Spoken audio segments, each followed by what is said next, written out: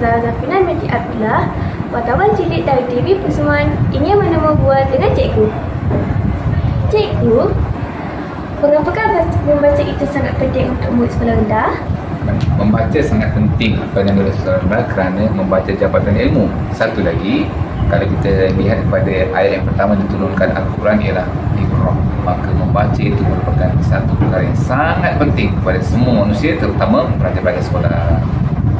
Oh, pada pendapat cikgu, apakah jenis buku yang sesuai untuk kami baca setiap hari? Buku yang paling sesuai untuk membaca setiap hari, yang pertama ialah buku teks. Jangan lupa baca buku teks, ya. Buku teks sangat penting. Yang kedua ialah bacalah apa juga buku yang menjadi minat kamu. Yang penting buku itu boleh membentuk ilmu pengetahuan yang ada dalam diri kamu. Terima kasih cikgu. Cikgu, adakah cikgu suka membaca? Ya, saya suka membaca. Buku apa yang cikgu suka membaca? Sekarang ni, zaman sekarang ni saya suka membaca blog, saya suka baca web-web yang ada kaitan dengan pendidikan, terutama bagi pengurusan pendidikan. Oh, terima kasih cikgu. Baiklah, sekarang kita berada bersama dengan tokoh Nilam Harapan tahun lepas. Tanya Najma kerana telah menjadi tokoh Nilam Harapan tahun lepas. Boleh saya tanya sesuatu? Mengapa anda suka membaca?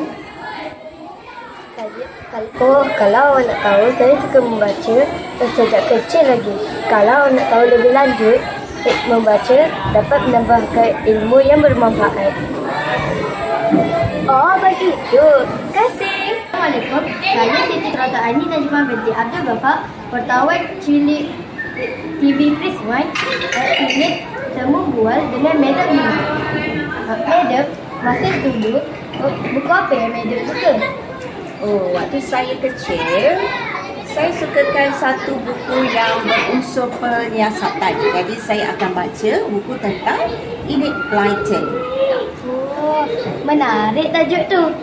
Yang kedua, bagaimana Madam galakkan kami agar kami suka membaca setiap hari?